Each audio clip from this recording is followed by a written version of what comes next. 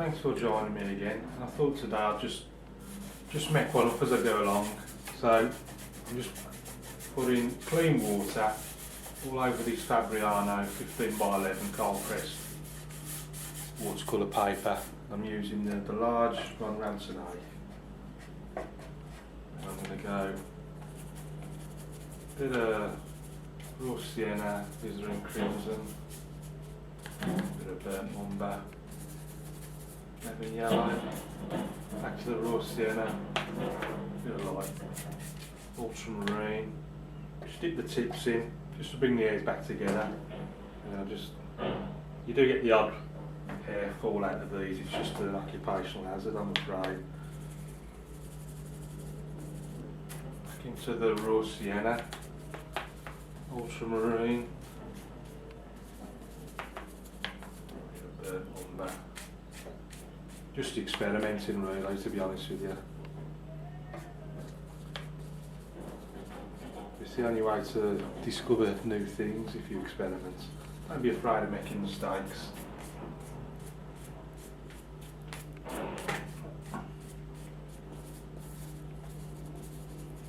This is alizarin crimson, Payne's grey. Just darken this bit. Somewhere down here. I'm going to have some water down here, so I just want to reflect that bit of light in the sky. I don't usually use as many colours as this. I'm just feeling a bit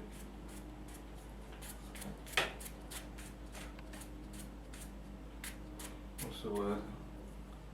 More devilish today. So this is ultramarine, a bit of burnt umber, just to really darken it.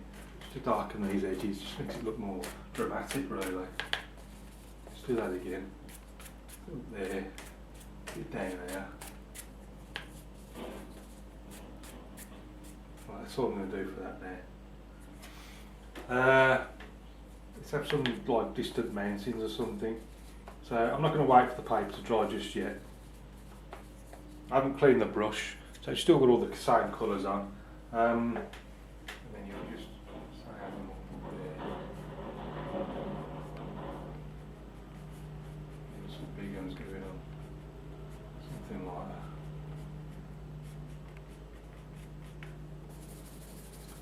Bit of lemon yellow, a bit more green, bit of brown, ultramarine.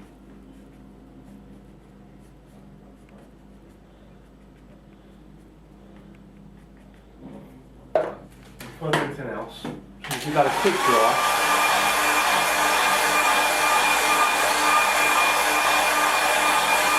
That's all it needs, just so it's not as wet.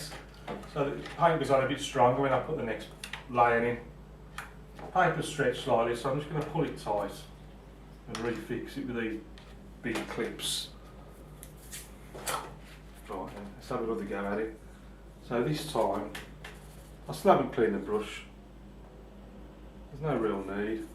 Just dip the tips in just to loosen it all up again. I'm going lemon yellow, a bit of Payne's grey, so we're going for a really sort of dark greeny colour. And then what I'm going to do is put like a tree line in somewhere, so just put it there. That needs to be a bit drier actually.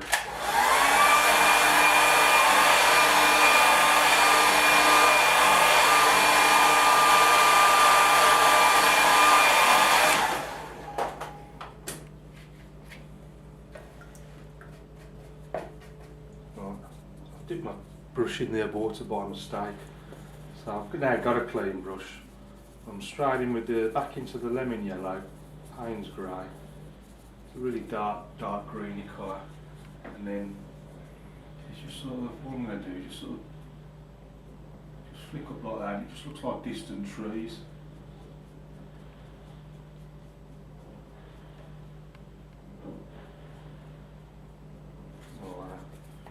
Do a bit on the other side.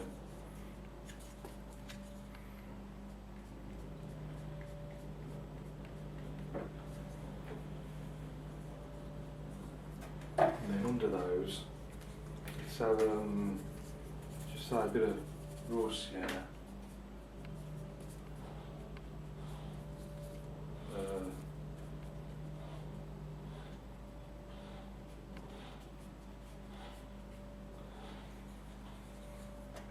just want that a little bit lighter.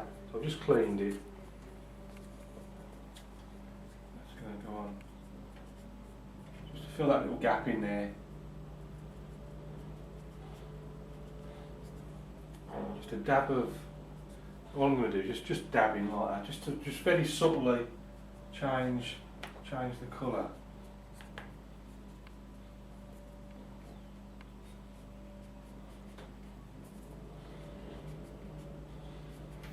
I'm just sort of trying to work out what's going to be there as I'm going along with that. All these sort of unpainted little bits just looks like where the light's sort of catching the land. Like that's what I'm pretending it's happening anyway.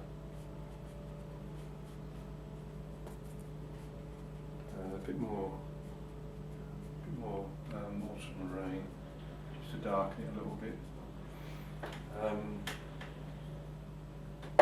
Let's put another tree line in. So before we do that, a quick dry.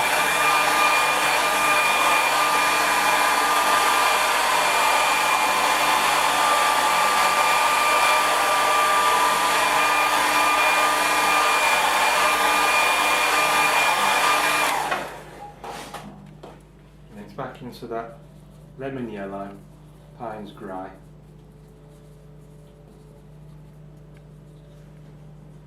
Let's sort of start somewhere.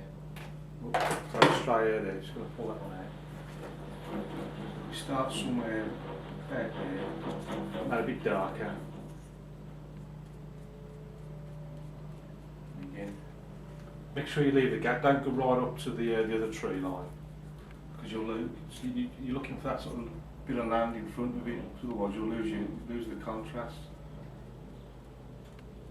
You don't have to do it as quick as what I'm doing, just take your time, make sure the tips of your trees are against the sort of lighter parts.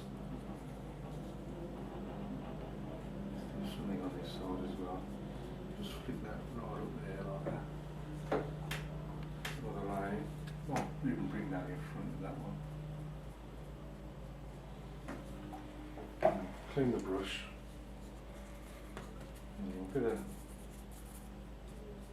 fill that in again.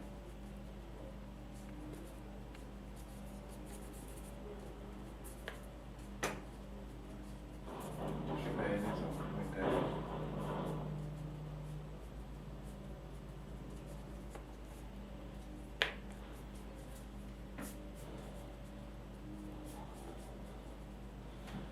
I'm just trying to work out.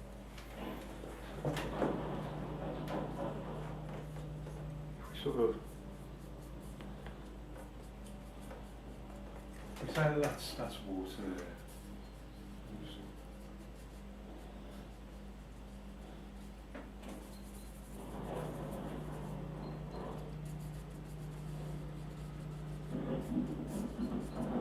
Okay, I'm just going to look.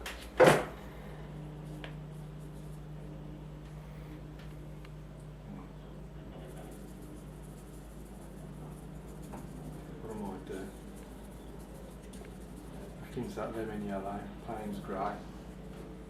Let's put like a big one. And you can dry it again if you like. I'm just going to go straight in, just see what it looks like. I'm going to start this one up about there, and then just go. You can see how it's not as. You lose the contrast. See, if that was drier, also needs to be a bit darker, stronger, a bit more Payne's grey. You see how you can see that a little bit better now.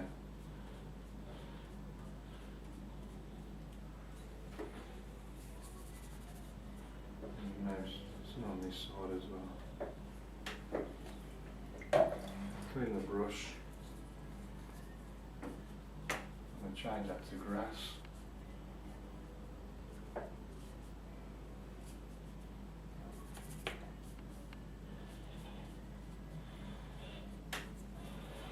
And I'm going to pretend that now is sort of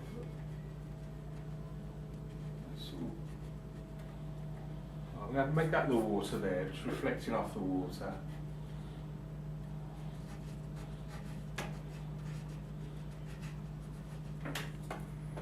Clean the brush. And let's just sweep a bit of land round.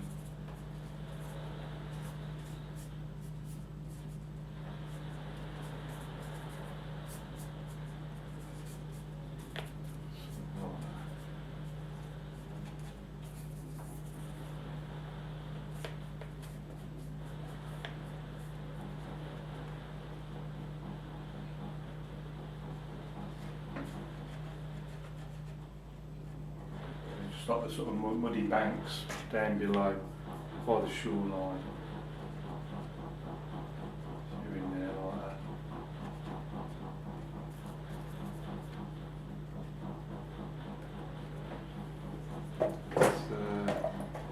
It's a bit more land on the right, I think. You can sort of just narrow the water a little bit. Let's just have like a bit of land coming in, a bit stronger.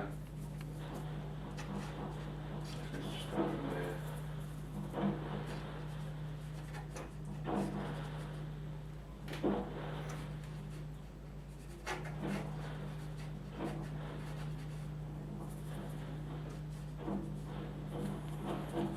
And just put those banks in, so burnt umber, bit of ultramarine, get even darker. These are just like the muddy banks on the water's edge. Just sort of looking right down into this valley, see.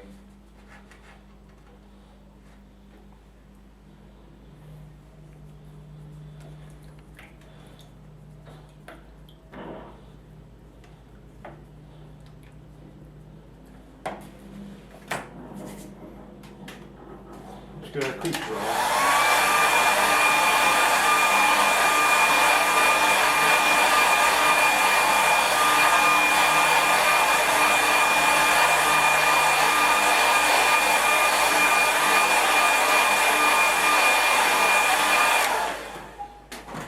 To finish it off, just put a couple of little birds in the sky, so I'll try and keep it as subtle as I can. So just using the number 3 rigger. Get the paint off my hand. And then just go somewhere.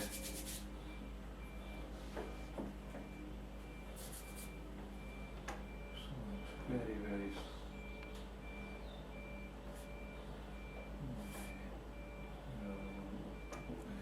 that's all that needs. Small as you can get them, really. And then down here, I'm just going to, bit dry that is, not coming off the brush, needs just touch more water on it, loosen it up.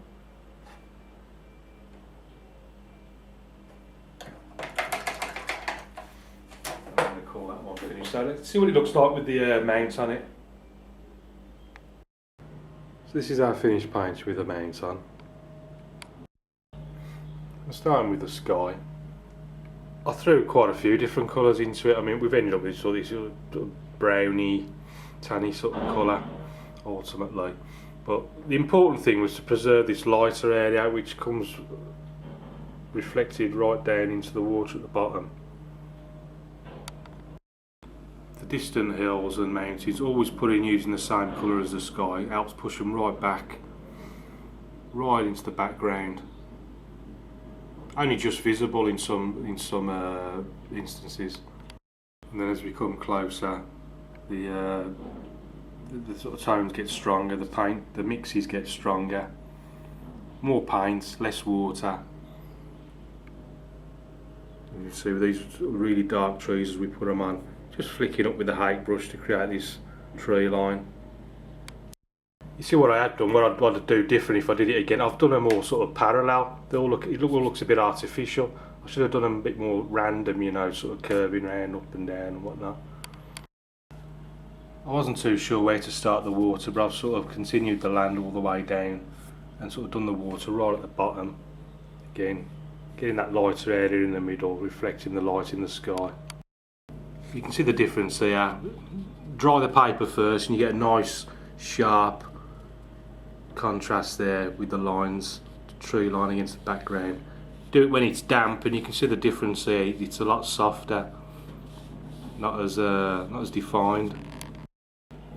Our little birds here, just put into the lighter area in the sky. Try and bring a bit of life to it. Thanks for watching. I hope you liked it. Keep practicing. Any questions, please ask, and I'll see you again soon.